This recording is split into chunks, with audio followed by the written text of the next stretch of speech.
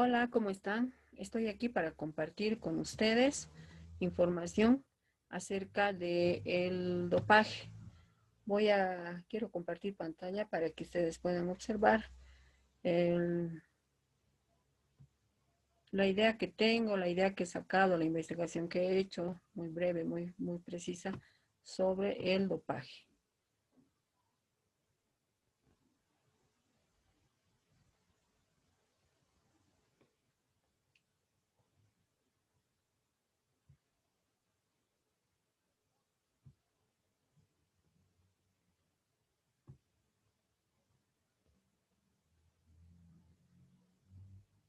Bien, mientras se está cargando, quiero decirles de que ¿por qué existe el dopaje? Mi nombre es Neva y ¿por qué existe el dopaje? A lo largo de estos últimos tiempos o desde que han empezado las competencias, los seres humanos se han visto en la necesidad de comer alimentos o sustancias que le permitan tener mayor rendimiento en las competencias. Entonces, la aparición y la extensión del doping se debe a esos factores externos que hacen al deporte, ¿no? El abuso de fármacos, por un lado, y por otro lado, la exigencia de la sociedad para alcanzar buenos o los mejores resultados, ¿no? Entonces, a lo largo de la historia, como les había dicho hace un momento, a lo largo de la historia se ha visto que ha sido un poco sospechoso el hecho de que atletas hayan alcanzado sus marcas o hayan o hayan tenido un logro, un éxito más allá de lo que podía esperarse. Entonces ha causado mucha sensación, mucho impacto, mucha sospecha, por lo cual se han ido desarrollando investigaciones que no comprendían los científicos, ¿no? Entonces, en 1960 más o menos se toma las muestras antidopaje, se hizo más común en las competencias deportivas de alto nivel, especialmente en el atletismo, donde ahí se demostraba y era muy popular el atletismo. Bueno, es todavía, ¿no? Pero era donde se demostraban en competencias entre los países y entonces se ha hecho una prueba antidopaje.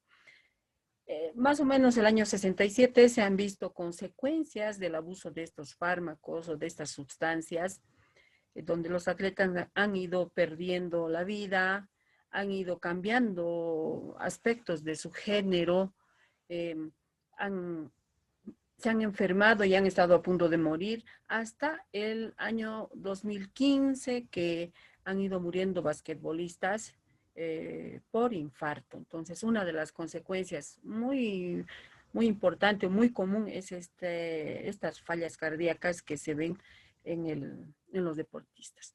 Actualmente, el, el deporte se refiere o cómo conceptualizan el uso de sustancias no permitidas, se refiere al uso por parte de los atletas de sustancias o métodos prohibidos. ¿Para qué hacen eso? Para realzar su desempeño deportivo. Es decir, que se valen de estos recursos para mejorar sus marcas o para conseguir el primer puesto en el podio sin importar la salud, la igualdad de oportunidades, el espíritu deportivo, como son los factores por los cuales los deportistas deben estar formados. Ante este uso y abuso de estas sustancias, ha surgido la Agencia Mundial Antidopaje, ¿no? Que fundamentalmente su principio es el juego limpio. La Agencia Mundial Antidopaje, creada por iniciativa colectiva y apoyada por el Comité Olímpico Internacional, fue creada el 10 de noviembre de 1999 para promover, coordinar y monitorizar la lucha contra el dopaje en el deporte. Esto incluye a todos los deportes. ¿Por qué se lucha contra el dopaje y a quién afecta más directamente? ¿Por qué a nosotros como profesores, entrenadores nos interesa saber esto? Porque las consecuencias no solo son fundamentalmente para el deportista, sino que se va a perjudicar a su entorno como es el club, a los compañeros del equipo, al personal de apoyo, a las federaciones, al Comité Olímpico Nacional y además el deporte va a bajar y no va a haber credibilidad hacia ningún deporte. La familia del deportista también se va a ver afectada por el consumo de estos fármacos. Los patrocinadores también van a retirar sus respaldos económicos y financieros para los deportistas. Los aficionados que ya no van a apoyar el deporte y los organizadores de los eventos. Entonces, el consumir las consecuencias del dopaje son sobre el deportista y además sobre sobre todo el entorno del deportista. También hay otra forma de dopaje que es las transfusiones sanguíneas. Entonces, en estas transfusiones sanguíneas sacan la sangre, la guardan, el rato que tienen que volver a ponerse, los centrifugan para que se vuelva rico en plaquetas y de esa manera logran tener mayor rendimiento a partir de generar glóbulos rojos y tener mayor desempeño deportivo.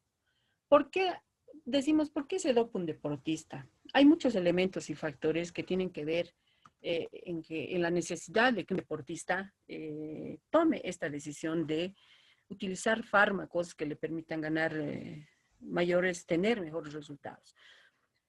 El deportista tiene rasgos de personalidad, tiene entorno deportivo y familiar y tiene situaciones de tentación.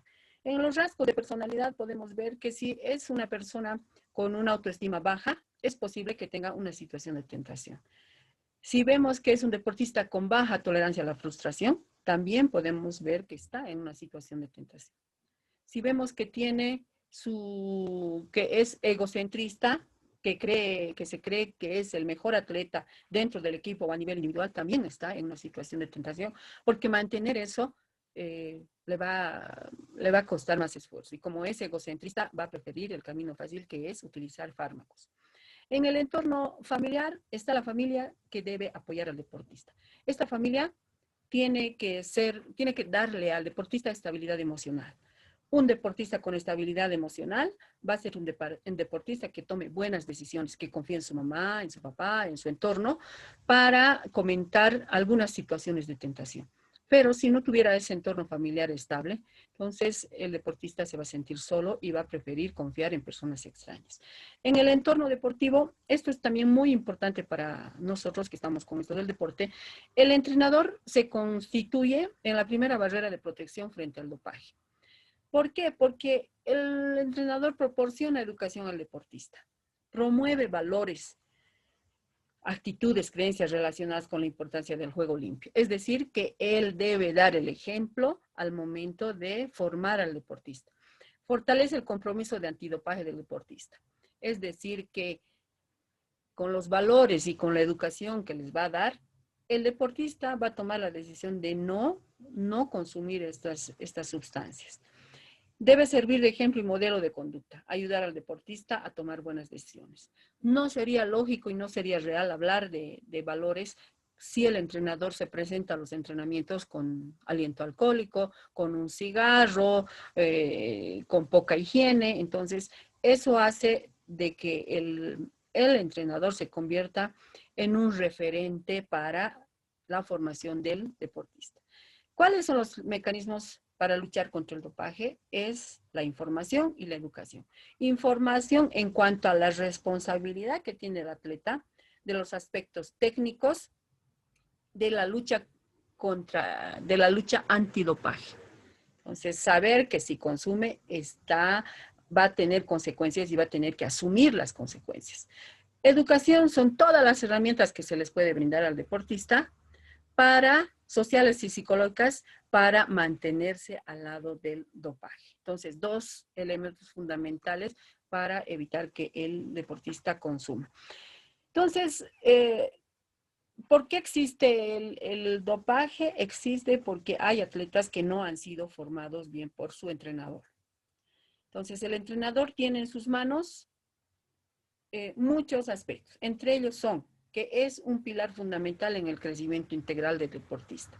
Deportista con valores, con respeto, con información, con educación, para evitar el dopaje. Defiende el derecho a competir en igualdad de condiciones, ¿no? Va a querer siempre que su atleta corra los 100 metros con otro atleta de sus mismas condiciones. Trabaja en equilibrio cuerpo y mente y transmite los valores del deporte. El entrenador es el ejemplo del deportista, es el referente, es el paradigma, el ejemplo, el modelo a seguir. Promueve la prevención como promueve con información y educación. Conoce a sus deportistas, claro que sí, sabemos cuándo el deportista nos está diciendo la verdad, cuándo nos está mintiendo, cuándo tiene flojera, lo conocemos muy bien a nuestros deportistas. Y observa las conductas, igual que si está de mala gana, si no tiene entrenamiento, si está triste, si está alegre, entonces nosotros los conocemos. Y es la primera barrera frente al dopaje. Entonces eso es muy importante. Si hay una infracción, como dice la Agencia Mundial Antidopaje, hay una sanción. ¿Hay responsabilidad de las federaciones deportivas? Sí, y tienen que ir en concomitancia con la Organización Nacional Antidopaje. Entonces, ¿cuáles son también los mecanismos de prevención? Información y educación. Controles de dopaje, hacer periódicamente controles de dopaje, localización del deportista, saber dónde está generalmente el deportista cuando no está entrenando, pasaporte biológico, saber cuáles son los resultados de sus controles, investigación e inteligencia, saber si tiene malas amistades, sanción de infracciones a la normativa vigente. Ante una infracción hay una sanción. Y rehabilitación y prevención. Me quedo con esto. El consumo de sustancias dopantes supone un grave riesgo para la salud del deportista. Un deportista de alto rendimiento no debe basarse, no debe confiarse en estas sustancias. Lo único que le va a hacer es daño. Entonces, esa información quería compartir con todos ustedes. Espero que les sirva de algo y hasta otra oportunidad.